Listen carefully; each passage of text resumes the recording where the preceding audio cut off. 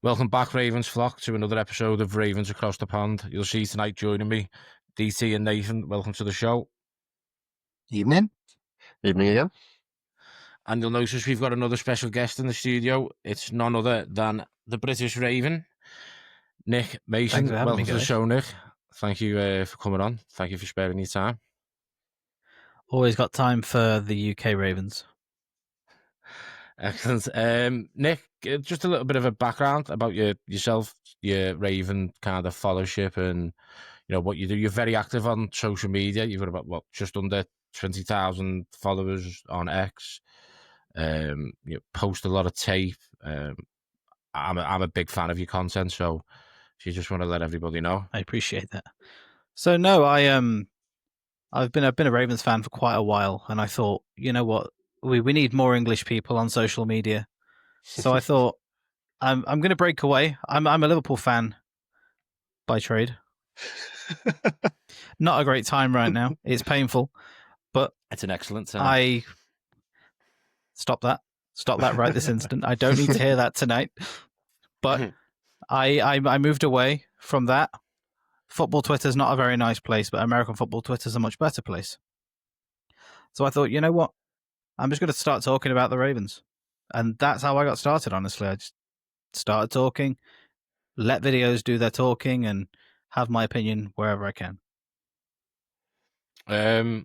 What's been your biggest kind of clip tweet that's hit? I do look through your X. I've seen some outstanding stuff. And what's been your kind of favourite part of talking about the Ravens? I mean, I have two. The first of which was one of the presenters on Good Morning Football was dressed as a Raven. And that was probably the catalyst of me growing into the account that I grew today. And I'd say the one that probably is a little bit more close to me is the Jacoby Jones tweet. You know, his passing was just announced, and it was remembering all the things that he'd done. And that tweet, 1.1 million views, and I thought it was just the right way to say goodbye to a legend in Baltimore.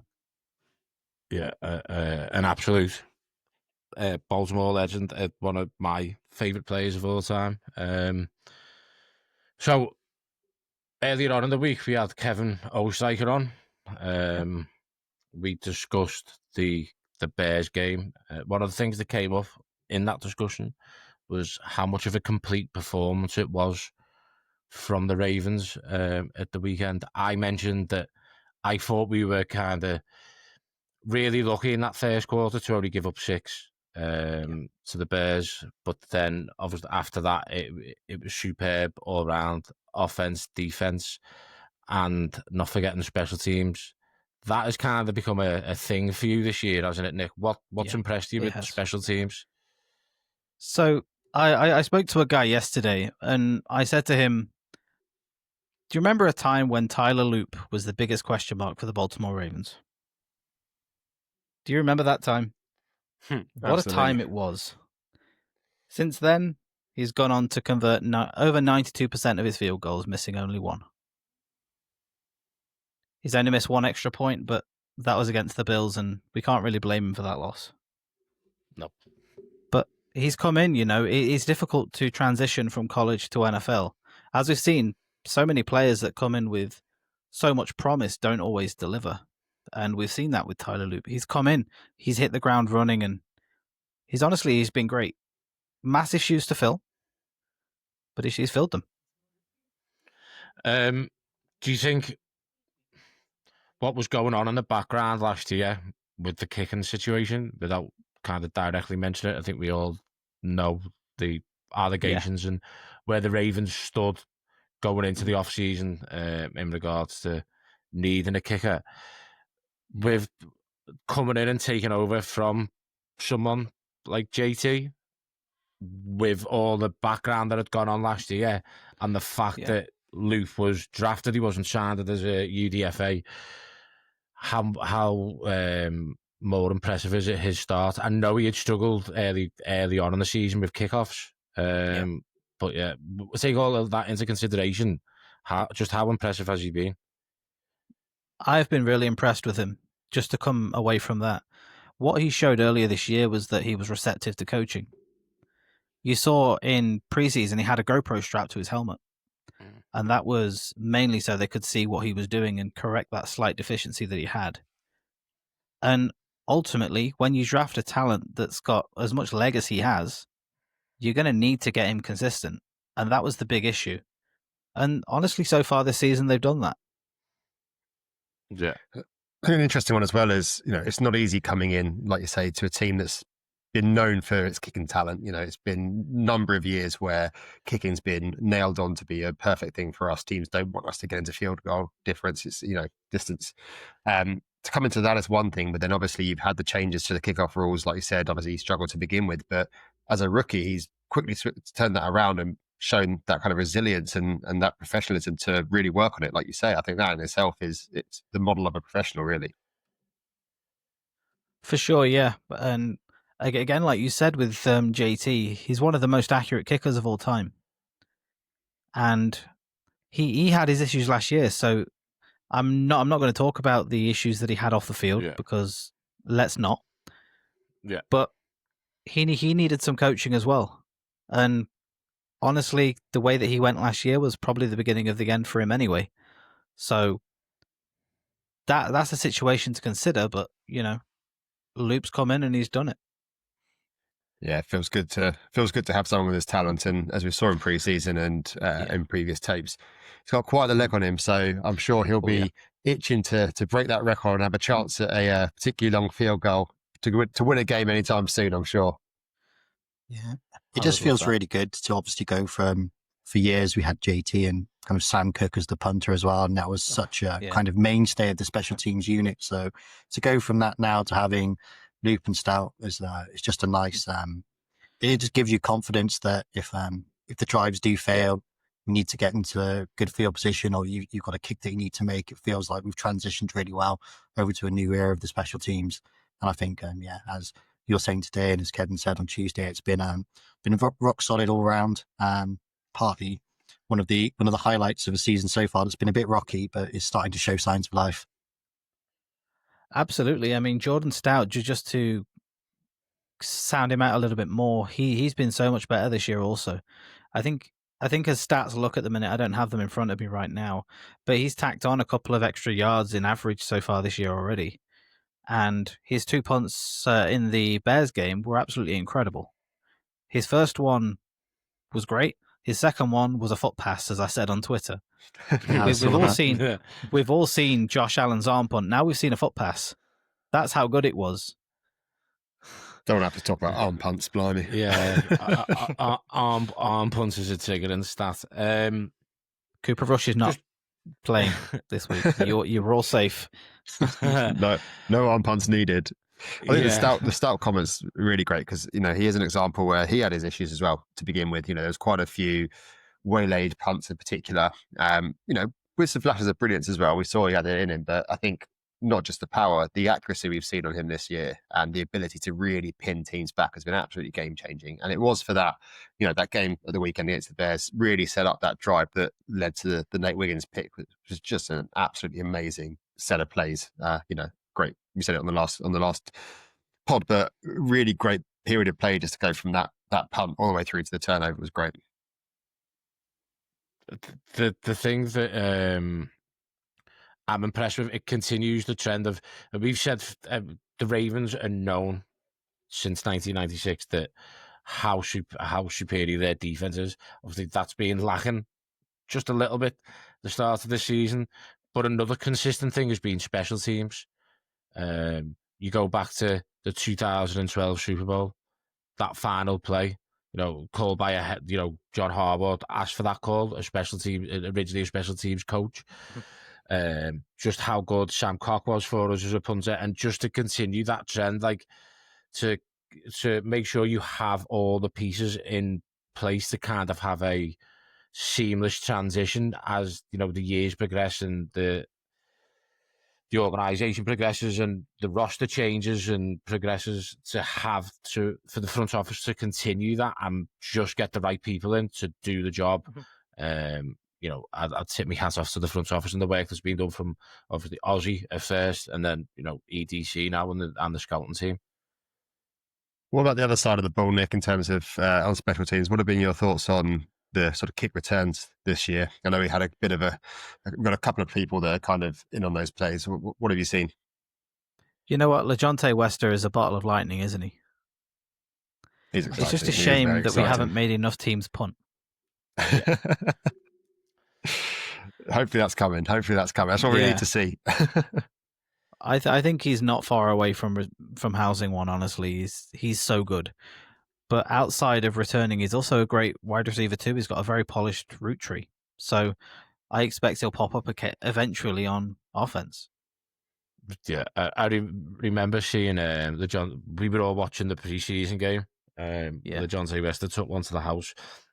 And I think it was one of them occasions where in a group chat, every single comment was exactly the same. Within 30 seconds of each other, it was, the Ravens have their punt returner now. I think it was that game one of the preseason, might have been game two. Look, he's an exciting talent. And as you say, Nick, I'm excited to see what he can do on offense. He's electric. I think he's a guy that can make plays, and I think he can be a vital part of this offense going forward. Just onto defense, and of the two rookies. One of them was mentioned on the Kevin Ostriker pod the other day, Mike Green. Just how big of a performance that was from him at the weekend, and for sure. I asked Mike who needed that performance more, Mike Green or the Ravens, and I think he kind of alluded to, it was Mike Green. Malachi Starks, another one. Yeah, we know that rookies coming into the league can hit a wall, and it looked like Mike Green had hit that wall, and maybe Sunday was him breaking through that. Just how crucial can these guys be for the Ravens going down the stretch? We're playing playoff football in October. It's kind of shit or bust. Like how big can these guys be going forward? It's not how big can they be; it's how big do they have to be, and they absolutely have to be big, and the circumstances for these guys have to be right. And I've always said this about guys breaking out, coming from college to the NFL, is that the circumstances for them have to be right for them to bloom into the player that they want to be. And I feel like the Mike Green performance was because of the said circumstances have changed. There's more of a focus. Lamar Jackson kicked out all of the ping pong tables, all of the distractions. He's upholding the standards now. And that's got to push people on. And honestly, it pushed Mike Green on. He's been getting close, but now he's finished. Now it's time for everybody else. Follow these guys and just play the game. Absolutely, 100%. Nathan, just before you jump in, do you think that the kind of the removal of the ping pong tables and that from the I was fully behind it. However, do you think it was more a case of, you can lead the horse to water, but a pencil's got to be led? He was kind of saying to the guys, look, this the way we are playing at the moment, the way this organisation is going, the way the season is going, this shit has to stop now. Mm-hmm. Like, if you're winning, if you're playing winning football, these things don't matter. These ping pong tables will stay. But if you've got a hole to dig yourself out of, which the Ravens have an almighty one still, thankfully results have gone their way thus far. So hopefully that continues this week. But you can't have these distractions if you're not playing well. It's almost like a reward, and you don't get rewards if you're bad. I think that says a lot for the rookie class as well. Like, when you have got people like Starks and Green coming into it, if they're coming into an environment where there's a lot of, play hard and people aren't taking it seriously, they're just going to pick up on that. So it was absolutely the right time, particularly with the strong rookie class we've got coming into it, to get on board and get behind the Ravens way. And while we are on the subject of rookie defenders, it would be amiss of us to not shout out Teddy Buchanan, Mr. Fourth round pick linebacker himself, who today was just given the NFL Rookie Defender of the Month. Very much well earned from him. Team leading 60 tackles in the month of October. I think starting off with a big 15 tackle game. I think that started with the Texans at the beginning of the month. So big defensive turnaround across the whole team. But Teddy Buchanan's performances, hopefully he's the next line of what has been famously a very solid middle linebacking core for the Baltimore Ravens. And I think hopefully Teddy Buchanan can continue to go from strength to strength alongside a lot of other solid rookie players that we've got on the field this year. Yeah, he's been great. I think some of the earlier games, he made some big plays, but then he also looked a little bit lost, and it was a bit of kind of getting used to the schemes, getting used to the team, and just haven't seen any of the lost side of things the last few games. He's just been something that we absolutely need in that role, really. Particularly, with players being out, and some of the kind of key injuries we had earlier in the season, and Madubuike out long term, maybe much longer. Having players like that to be able to step up from a rookie perspective is huge.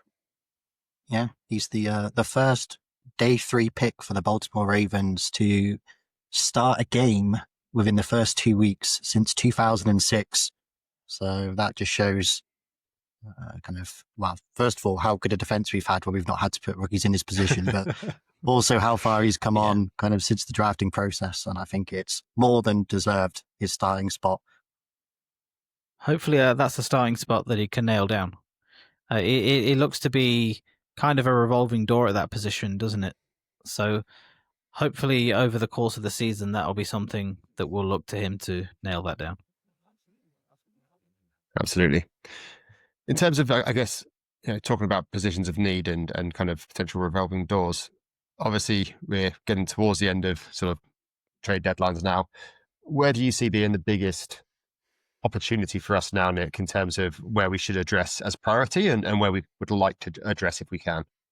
So right now I see tackle as defensive tackle probably the biggest, and then right guard being the next. So I think Sexy Dexy will do a great job for us there. Bring Kevin Zeitler back to Baltimore. I need all of the restaurant pass pro sets that I could get.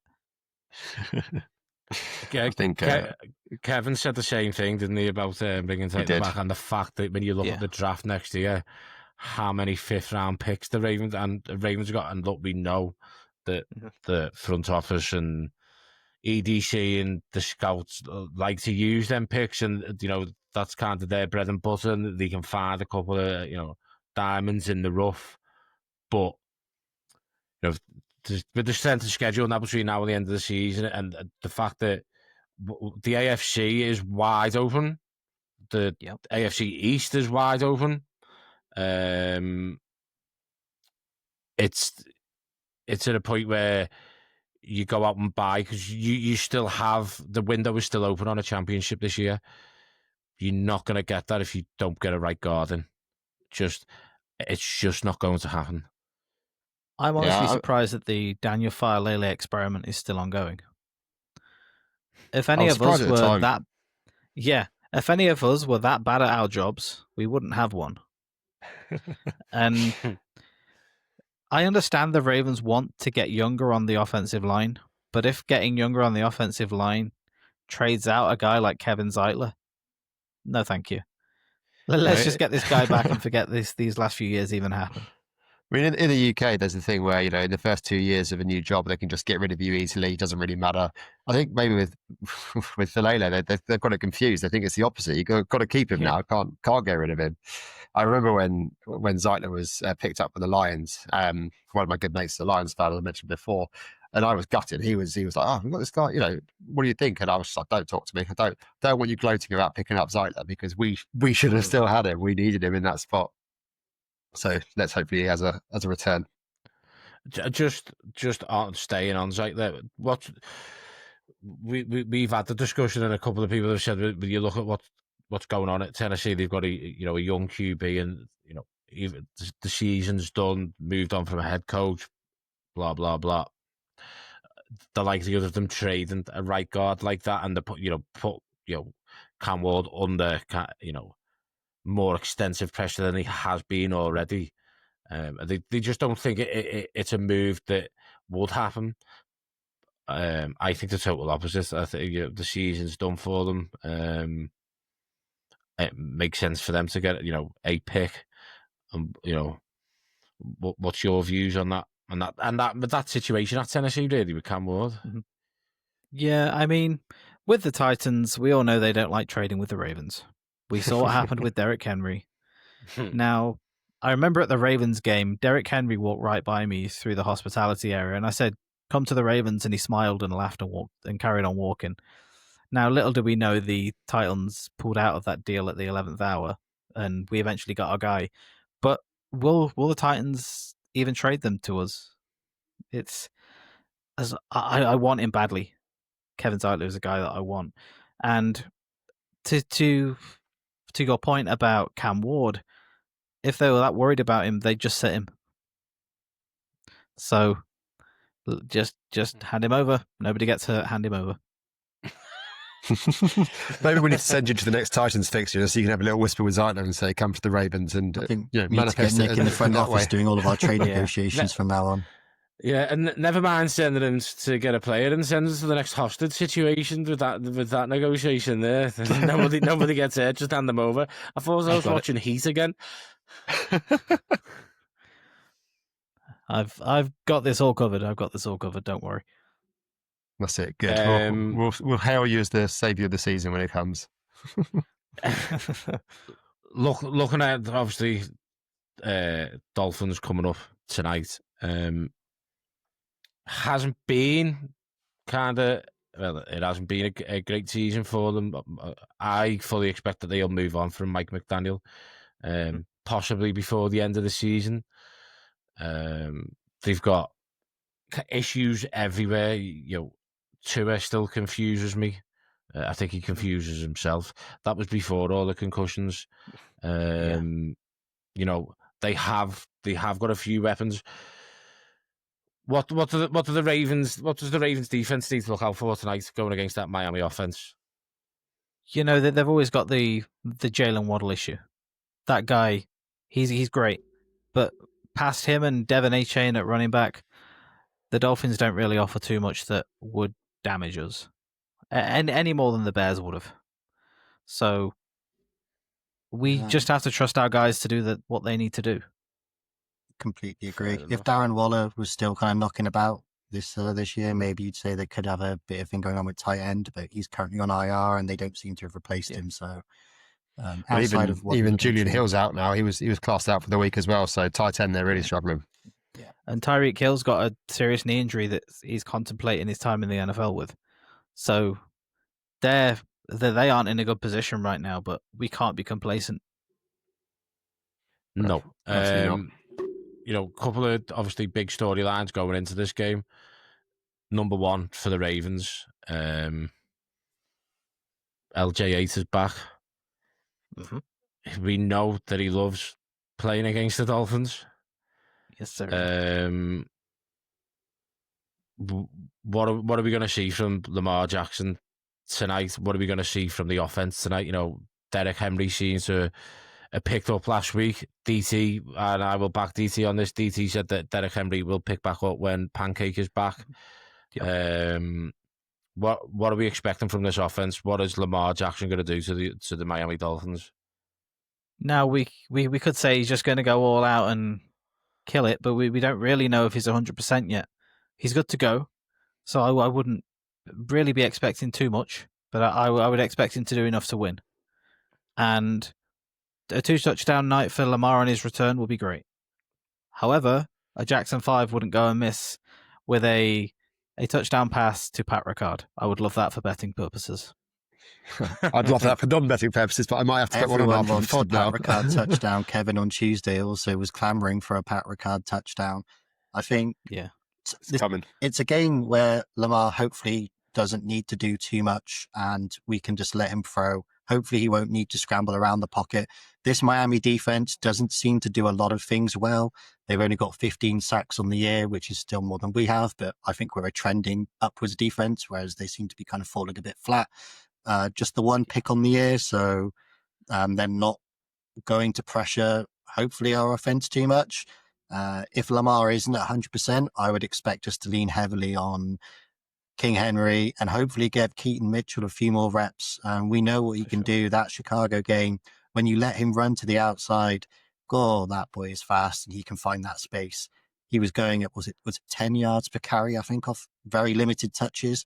So God, let him run, let Henry run. And when we do need to throw, we're going to have plenty of options out there. Say, Rashad. Hopefully the tight ends get more involved this week now Lamar's back. So without trying to sound too confident, because what you get from this Miami team before their win against the Falcons, they'd only beaten the Jets.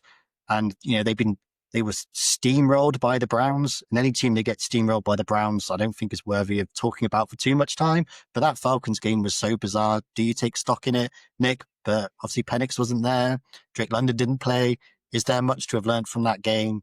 And is there much to overly worry about apart from, the classic Ravens, that one game a year where they seem to shoot themselves in the foot? Now, let's not shoot ourselves in the foot. That would be horrible. I think we've already done that now. It's out of the way. Yeah. There are multiple holes in my feet right now because of this.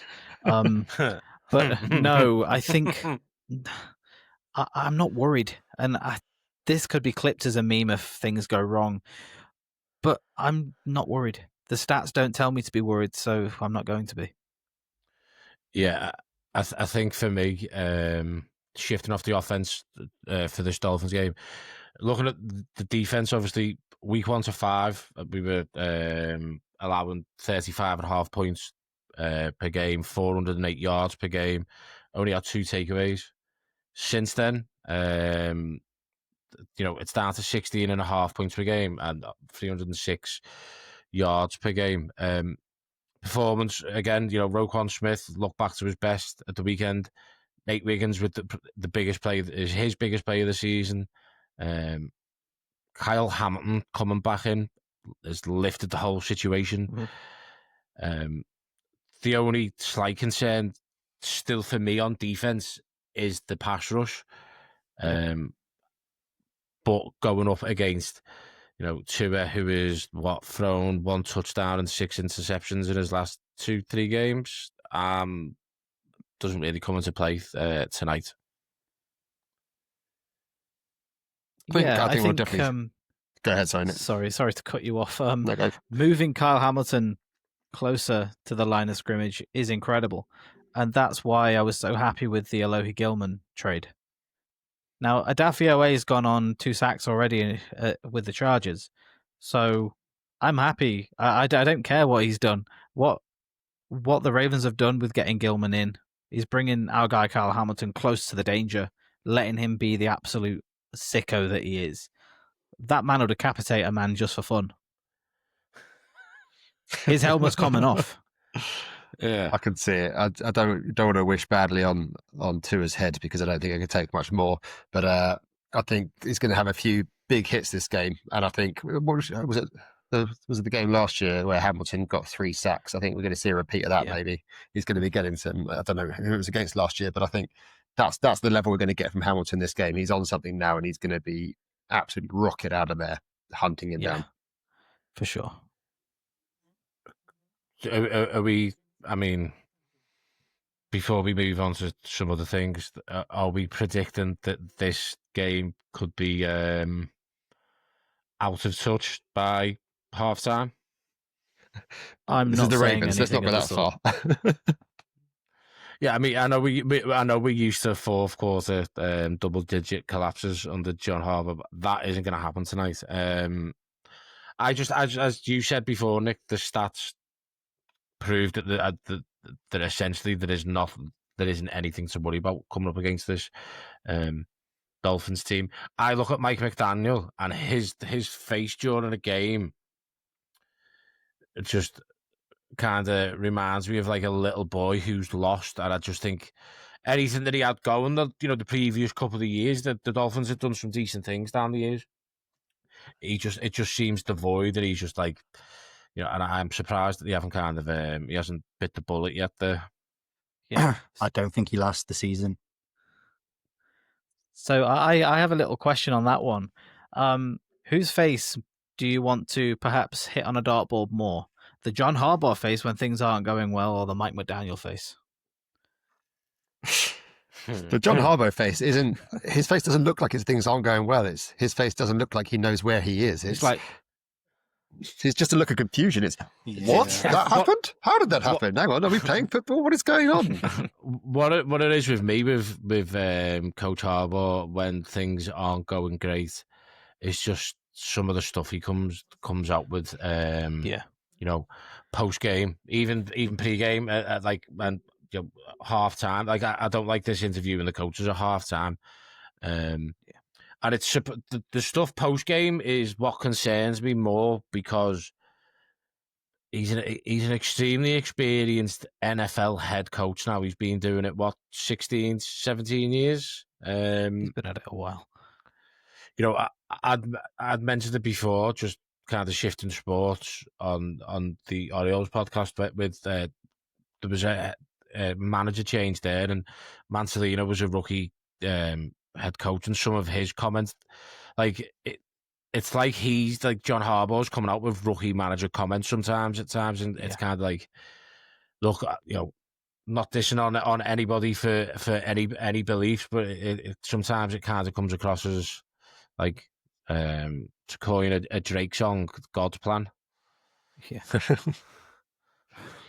I'd love to see Harbaugh just come a bit more just to the point, you know. I wanted to just actually say it like it is sometimes and just call some things out. Maybe we need to send Neil Warnock in there to give him a bit of a talk about how to deliver a managerial speech or an interview. I'd take Mick McCarthy. both ex-Cardiff managers. I'll take that. Well, no, because you get that. Yeah, you get. I was going to say, you get that Mick McCarthy quote. Don't you go to John Harbaugh after you've gone down like 1-5. Can this carry on, John? It can. It can. Know what I mean? It's while we're on the subject of John Harbaugh, then does he see out 27? I think he probably gets promoted to front office. I don't think we move on from him. I don't think that happens at all. So kind of like a Pete Carroll Seahawks move. Yeah. Mm-hmm. I believe so, yeah. I mean, Eric DeCosta's his neighbour. Yeah. So, are you really going to fire your neighbour then go ask for sugar?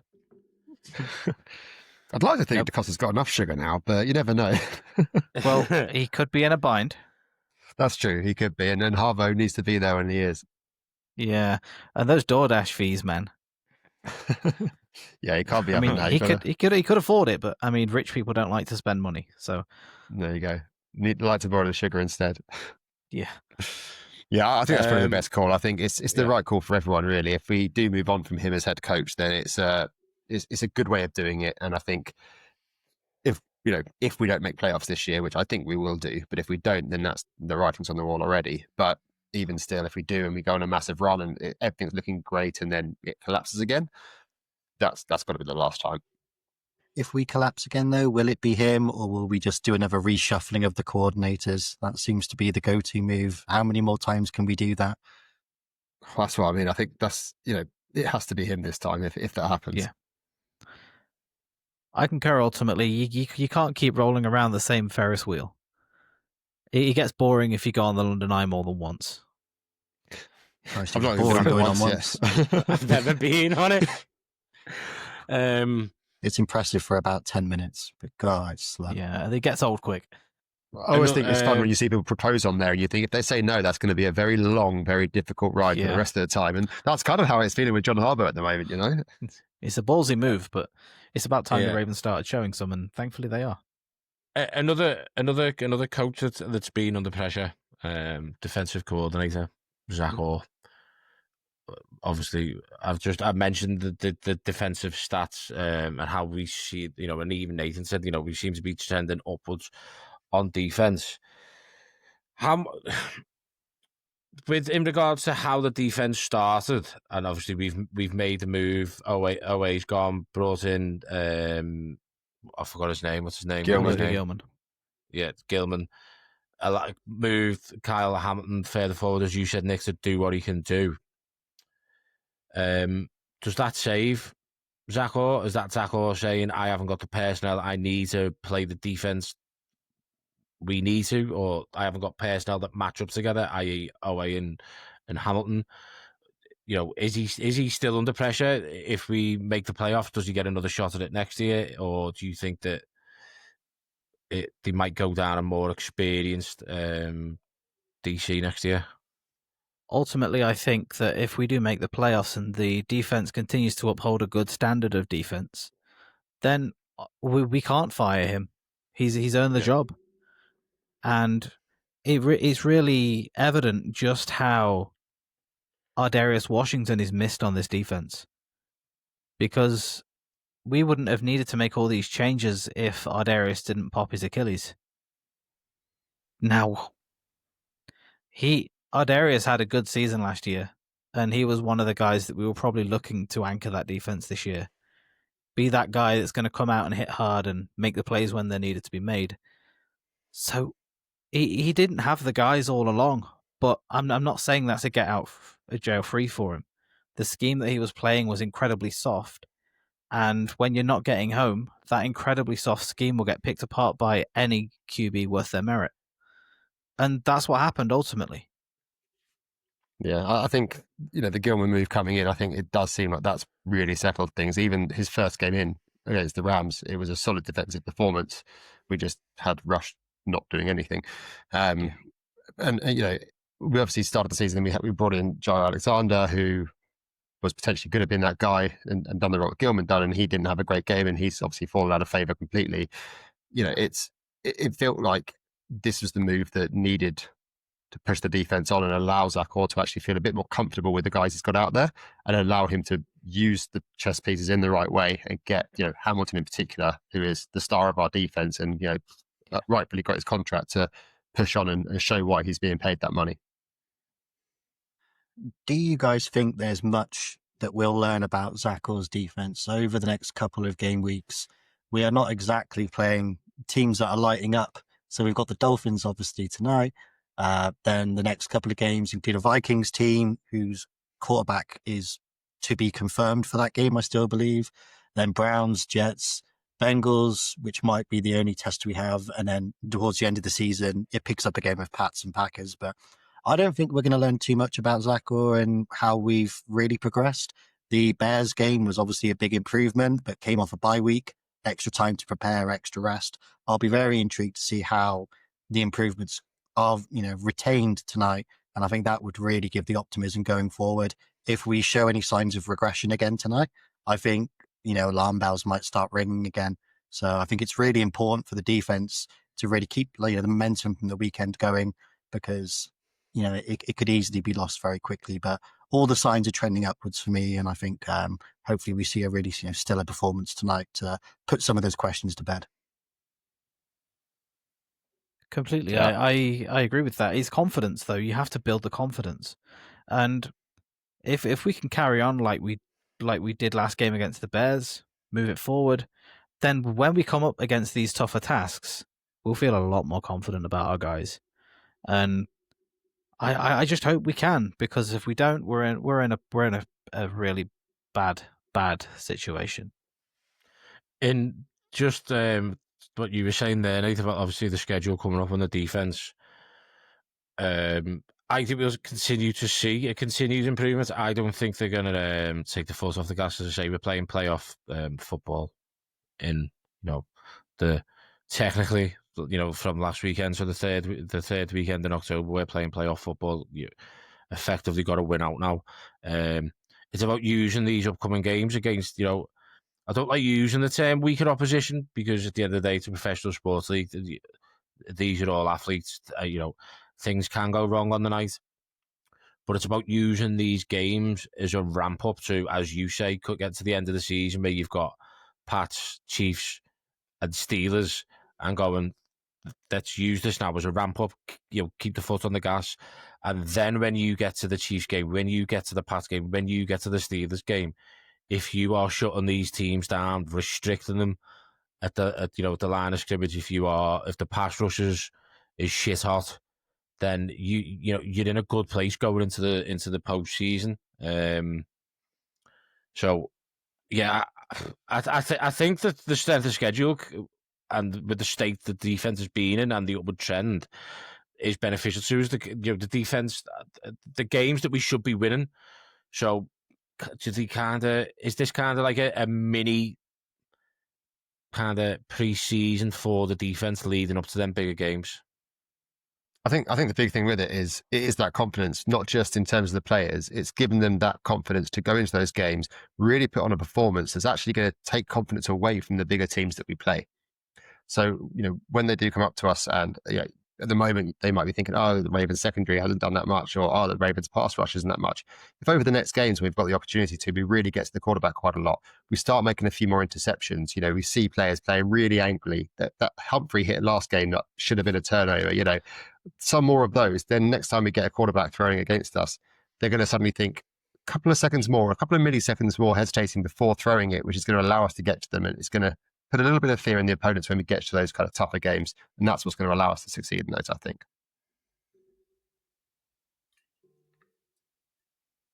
Absolutely. So, Nick, we're going to press you for a score prediction tonight. I know you don't like to predict blowouts, so how are you going to keep it interesting without putting a jinx on us tonight?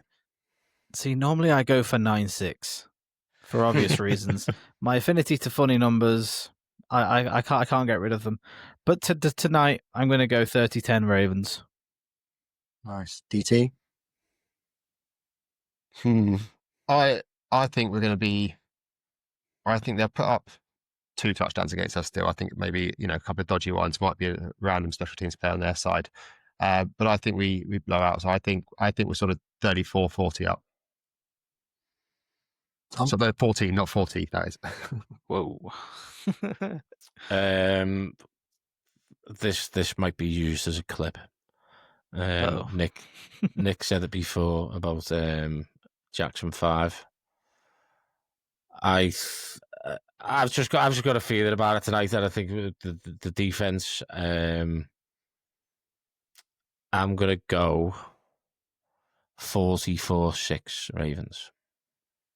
What a treat that would be for us tonight. That would be an enjoyable way to spend the early hours of the morning. That's, they're much more enjoyable when it's a big game. And if we're going to do it against an opponent, we love doing it against the Dolphins.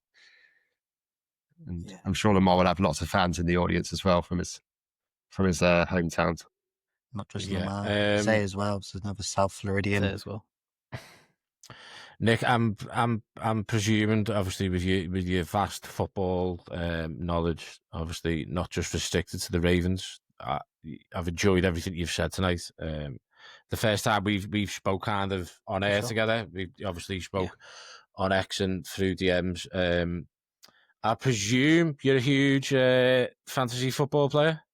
You'll be surprised to hear that I don't really play fantasy football. I was in a league for a little while this year, but I didn't do well. Well, with that being said, we have a segment on the show just to kind of the top 5 fantasy players of the week. Nathan runs through them. It's his thing. Any feedback on these players, feel free to dive on in. With that being said, I invite you to take a seat in Fantasy Flock Up. Go on, Nate. All right, guys, it's that time of the week again to hand out some bourbons. It's a week which, who would have thought a Daniel Jones-led offense could feed so many people? 2 Colts players on the list this week, and we start with number 5. It's Michael Pittman, a man who's been incredibly consistent this year. He is wide receiver 6 on the year, averaging 15 points a game.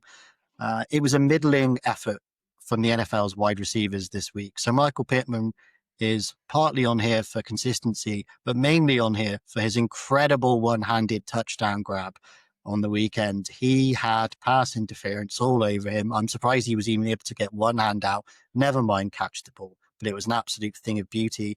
He finished with 8 receptions and 95 yards as well, 23.5 points.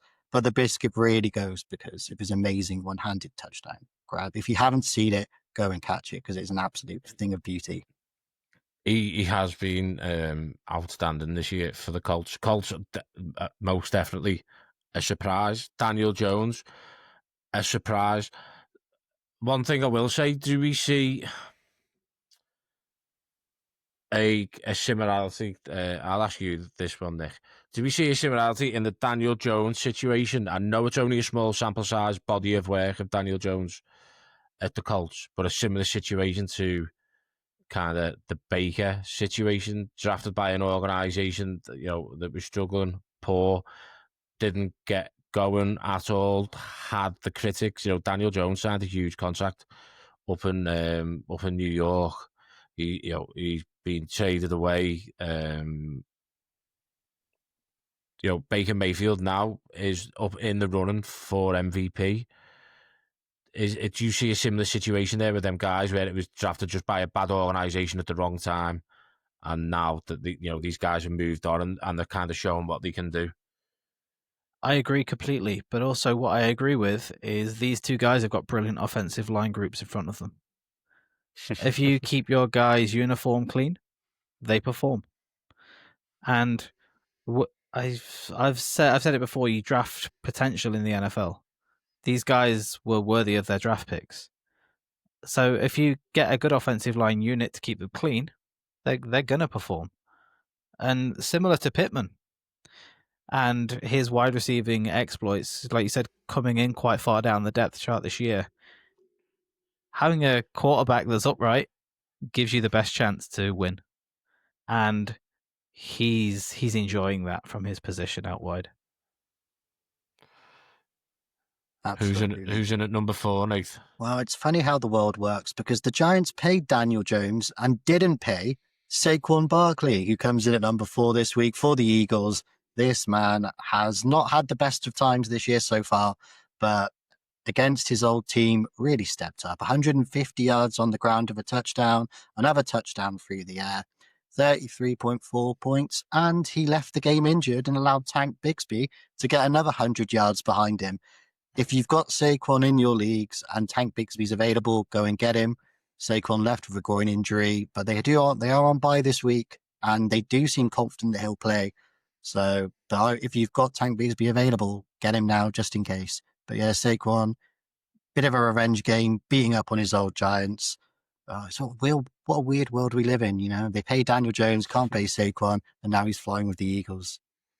On Saquon, DT, I think we need to give an honourable mention to a good friend of ours, a good friend of the podcast, Liam Dunkley. He paid $2,000 on Sleeper on waivers for Saquon Barkley to come in this weekend in the Guillotine League, and didn't realise he was on a bye week. So Liam, well done, mate. Good work.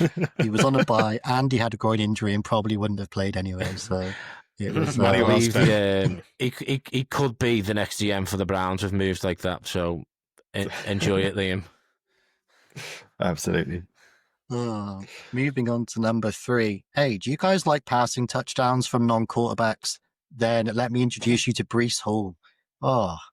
In a game for the Jets, which was as chaotic as it possibly could have been, this man running with the ball decides for no real reason that he's just going to try and launch it to Mason Taylor, and somehow Mason Taylor comes up with a spectacular grab. But, alongside that, he had 133 yards on the ground and another 2 touchdowns, gets the Jets their first win of the year, and I think probably puts himself firmly into trade deadline considerations. So if you've got him, I would probably, be happy to keep him because I think he's probably not going to be on the Jets much longer, and definitely behind a decent line and with some other weapons. I think Breece Hall is going to keep going from strength to strength. So yeah, great effort from Breece Hall, and get a biscuit. We love passing touchdowns from non-quarterbacks. Absolutely, always fun to see those plays come off well. I mean, he had no right to do it. It was the play. It wasn't the play design. It was obviously the worst call to possibly make at the time. But Mason Taylor is just very tall and has very long arms, and somehow managed to grab it.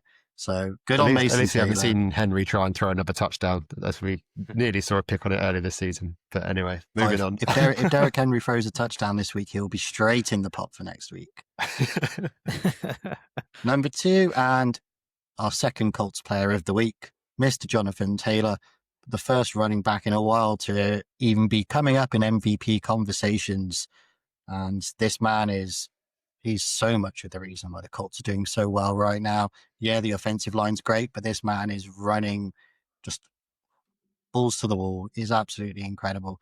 We talked about Christian McCaffrey last week. This is a guy whose fantasy season normally gets curtailed by an injury midway through. much to the sadness of people that draft him early. If you've had him so far, you're sitting pretty. So just got to keep hoping that injury history holds off for now. 2 touchdowns, 153 yards on the ground. Hit another touchdown through the air, 37.4 points. I know last week you said CMC was the running back one, but Jonathan Taylor last 2 weeks has now picked him. He is now the running back one. I think that's going to be an interesting race to follow for the rest of the year. I can't quite remember. We as a Ravens across the pond kind of community had our first draft last night to decide the dynasty order. And I believe both of them were first round picks. So if anyone goes down, those guys will definitely be picking last. And shouts out to Chris Brazil, who got picked despite not being an active player in the NFL for over 7 years. Also, pick was on some weird ones last night for some people. Yeah. Didn't Drew Brees get taken in the last round as well? Yeah, shout out Drew to Brees, Wally. Ben Roethlisberger. I think a couple of people turned off. Go on, Nate, wrap us up. And then you can't celebrate National Tight End Day last weekend without having a tight end at number 1. And the biggest performer was Tucker Kraft.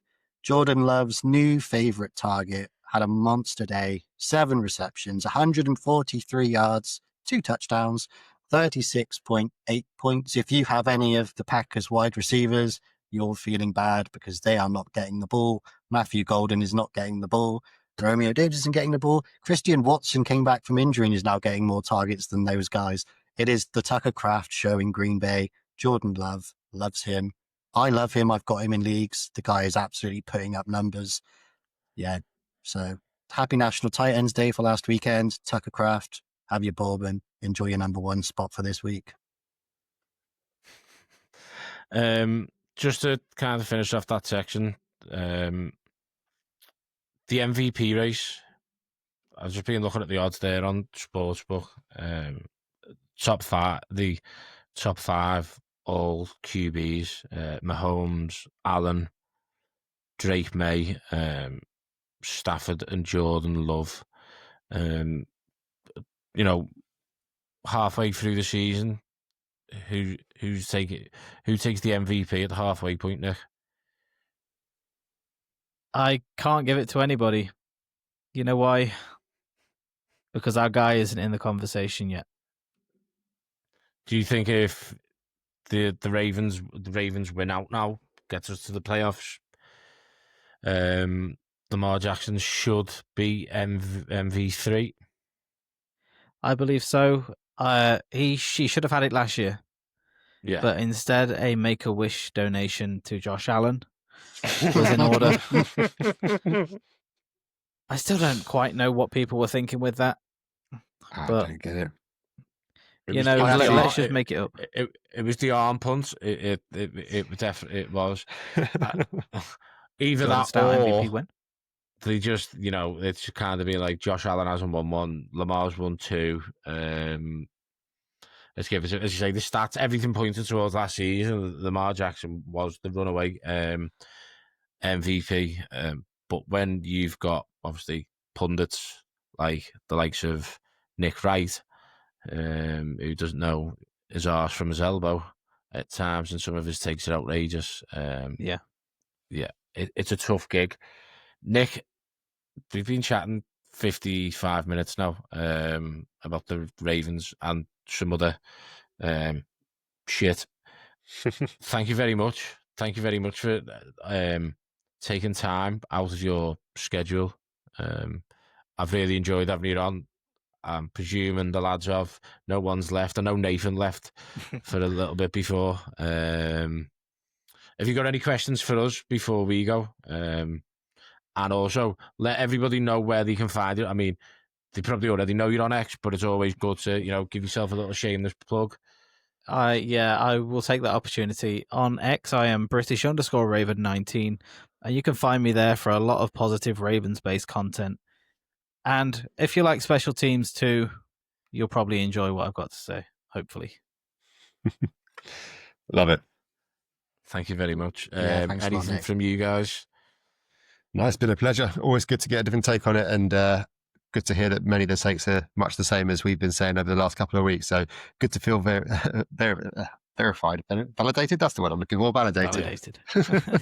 I think let's open next week's podcast with a celebration of Pat Ricard's touchdown, and let's wish it into existence tonight. Just one of the Jackson 5. Yeah. Nick, put you on the spot. We'd love to have you back on in the future. Are you keen? Yeah, definitely. I'm still quite amateur at these things. I only started this year appearing on podcasts, so I'll be quite looking forward to come back on if the option's there in the future. Absolutely. Yeah, this is only my third podcast appearance, so. I thought you were a professional, so I only started podcasting obviously in April this year, so I understand what it's like to put yourself. I know it's when you're out, when it's different when it's like keyboard and you're putting things out on X and and like that, but when you're actually putting yourself out there and people can see you visually and hear you audibly, it can be a little bit nerve-wracking. But no, you've been great. I appreciate thank you very much. Absolutely. DT, Nathan, thank you. I will catch it in the group chat for around about just gone midnight. Of course, always a pleasure. Looking forward to it. Take it easy. We've been Ravens Across the Pond. He's been Nick, British Raven Mason. We'll see you on the next one. Thank you, guys. See you guys. See ya, everyone. See ya.